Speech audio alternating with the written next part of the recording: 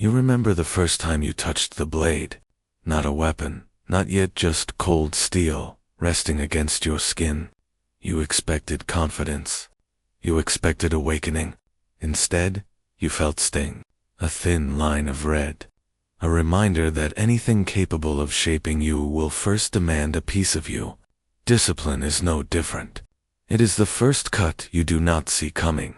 The one that steals your breath and confronts you with a truth you've avoided.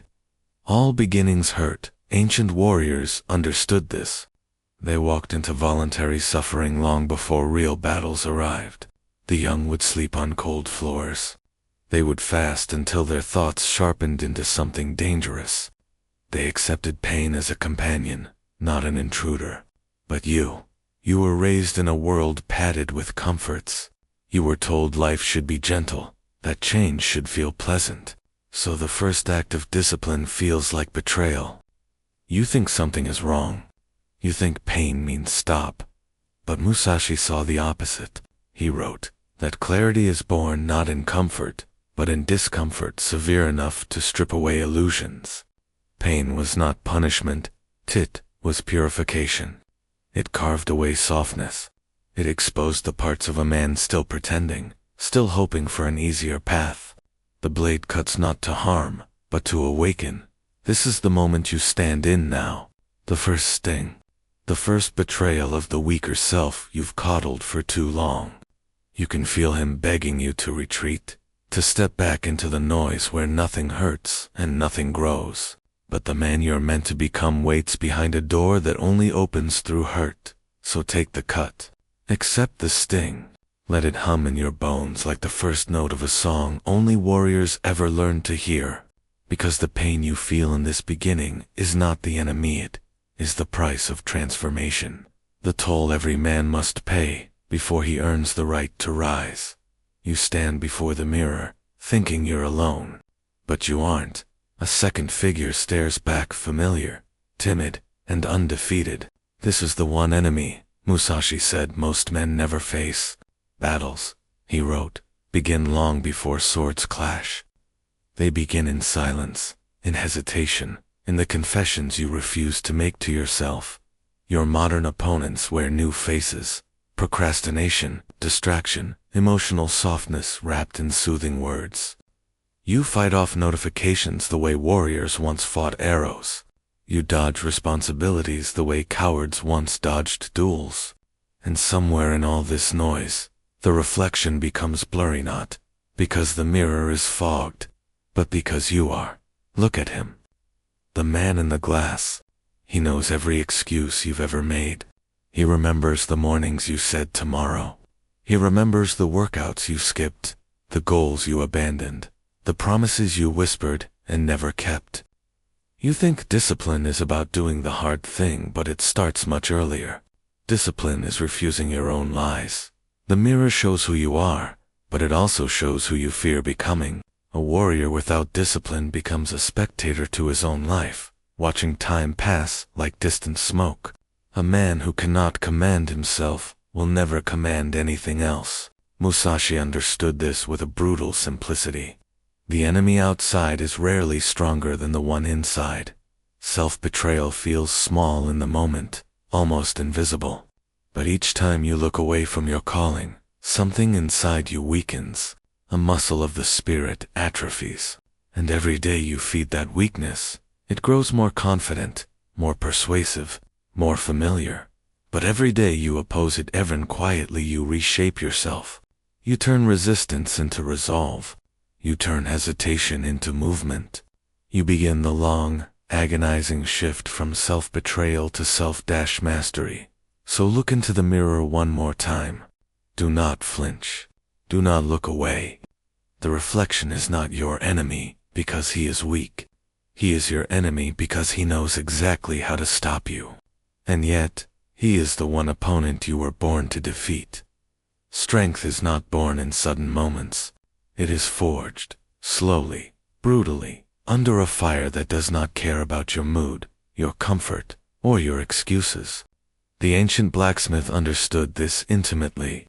He would place raw iron into the flames, let it grow red with heat.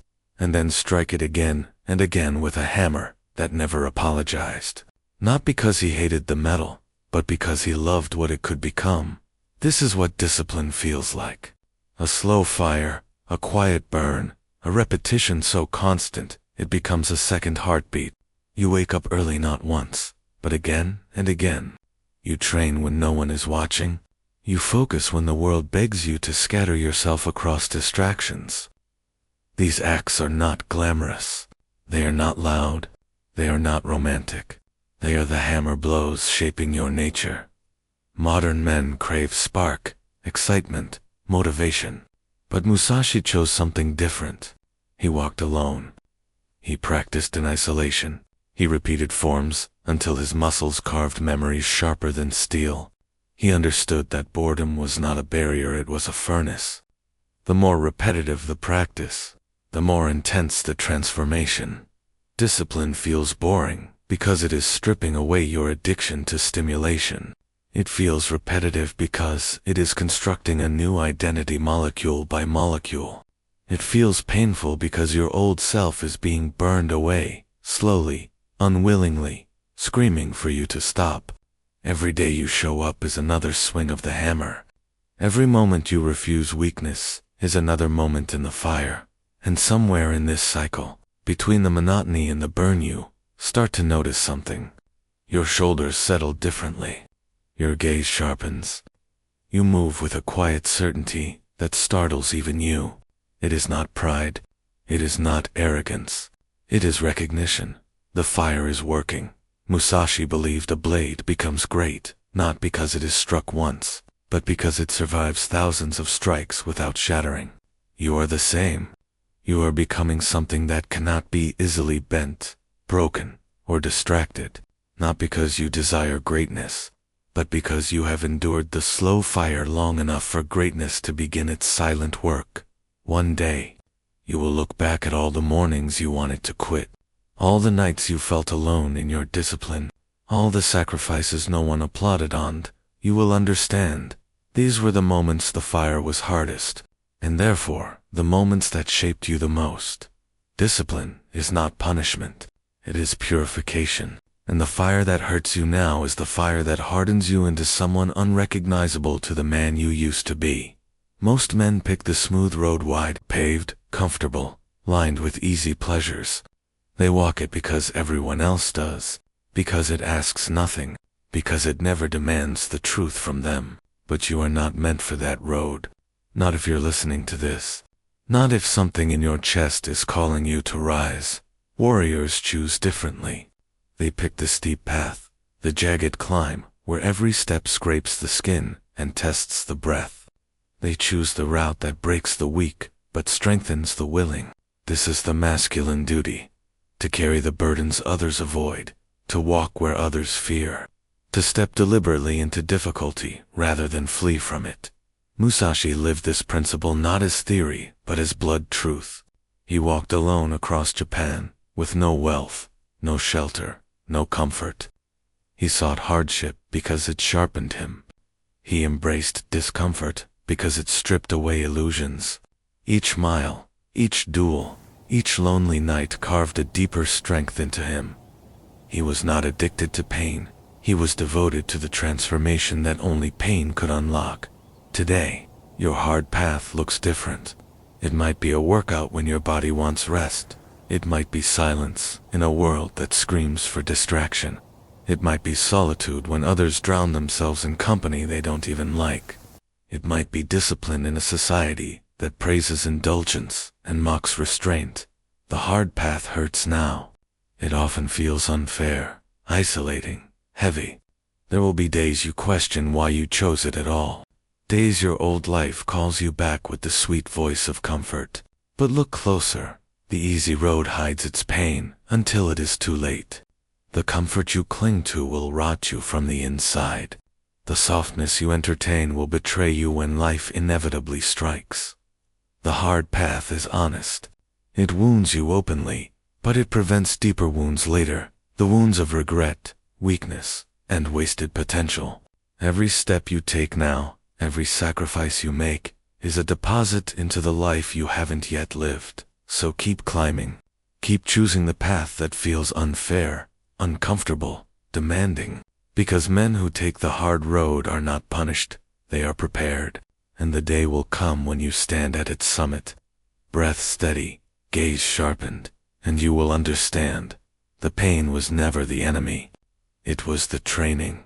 Many men mistake discipline for cruelty. They think waking early, training relentlessly, saying no to temptations, or silencing distractions is some form of self-inflicted punishment. But look deeper. Feel the space between your decisions. Discipline is not an act of self-harm, it is an act of loyalty. There is a version of you waiting at the end of your life. He has your face, but sharper. Your body, but stronger. Your mind, but calmer. He looks at you with quiet expectation, wondering if you will ever become him. Discipline is the vow you make to him. It is your promise not to abandon him for temporary pleasures, not to betray him for shortcuts that weaken your spirit. Musashi understood this in the way he carried himself.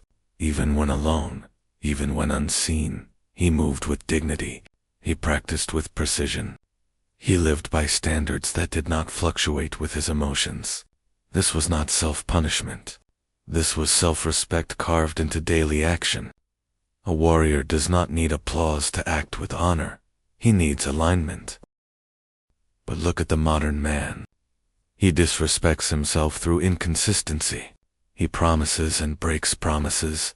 He commits and abandons commitments. He starts and stops with the wind. He expects confidence without discipline, strength without sacrifice, clarity without restraint. And so he collapses under the weight of his own contradictions. You can feel it inside yourself. The quiet disappointment after giving into weakness. The subtle shame after choosing comfort over growth. These emotions are not meant to destroy you. They are signals. They are reminders that you know you're capable of more. When you choose discipline, something shifts. You stand differently. You speak differently. You trust yourself differently. Not because you have achieved something grand, but because you finally acted in accordance with the man you claim to be. Discipline is respect in its purest form. It is the way you prove to yourself that your future matters, that your standards matter, that your spirit matters. And once a man respects himself, the world begins to respond. Not with applause, not with admiration, but with recognition. The world sees what you see. A man who keeps his word even when no one is watching. There comes a moment in every disciplined man's journey when the pain begins to change shape. At first, it is sharp and unwelcome. It bites, stings, resists. But then quietly, subtly it shifts. The hurt that once felt like punishment begins to feel like power. This is the alchemy of effort. Pain becomes resilience. Doubt becomes clarity. Hesitation becomes decisiveness. The very things that once threatened to break you now reinforce you like steel bands around your spirit. Musashi knew this intimately. His duels were not won by talent alone. They were won by the years he spent enduring, suffering others avoided. Every blister, every failure, every lonely training session became armor. You are no different. The discipline you practice in your body will appear in your emotions. The discipline you cultivate in your mind will strengthen your relationships. The discipline you enforce in your habits will ripple into your finances, your stability, your future. What hurts you now will protect you later. Your scars are not reminders of wounds, they are reminders of wins. Every time you forced yourself to rise, when comfort whispered, every time you said no to the easy path, every time you honored your standards, while others mocked them, you earned a mark, not on your skin, but in your character. And the world begins to notice, not because you seek recognition, but because true strength cannot stay hidden. It radiates through silence. It moves through presence. It speaks in the way you carry yourself, the way you breathe, the way you look at challenges without flinching.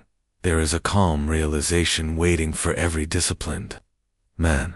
The pain you choose is far kinder than the pain life chooses for you. You can carry the weight of effort, or you can be crushed by the weight of regret. One burns now, one burns forever. So let the hurt continue its work. Let it shape you.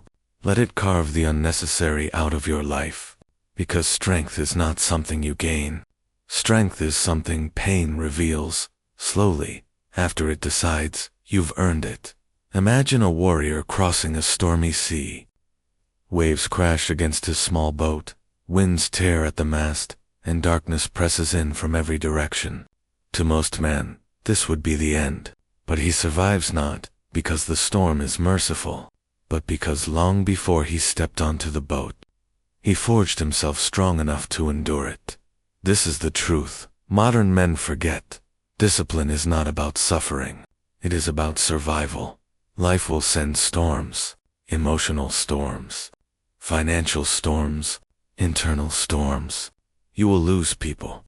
You will fail at things you thought you'd mastered. You will face days where your mind becomes your own enemy. In those moments, comfort will not save you. Motivation will not save you. Talent will not save you. Only discipline will. It is the shield against chaos. The structure that holds you upright when life tries to fold you in half. The cold clarity that allows you to act when others freeze. The quiet strength that keeps you moving even when your heart is breaking. Men who rely on discipline do not crumble when storms arrive, they rise to meet them. Musashi understood this better than anyone. His victories were not built on confidence or destiny. They were built on endurance and ability to suffer more than the man standing across from him. He believed, the world rewards the one who endures more than he complains. He believed storms expose the undisciplined and elevate the disciplined. The pain of discipline is temporary. It is harsh, sharp, immediate, but it passes. The pain of a directionless life, however, is permanent. It grows quietly, in the background. It corrodes your confidence. It dissolves your self. It traps you in a cycle of disappointment you cannot explain. Discipline is the rope that pulls you out, and now you feel it somewhere deep beneath the noise of your daily life. A call, a summons, a whisper that tells you this is not about workouts, checklists, or morning routines. This is about saving the man you are capable of becoming from the man you are slowly becoming. There is still time. There is still strength. There is still a path forward. But it will hurt.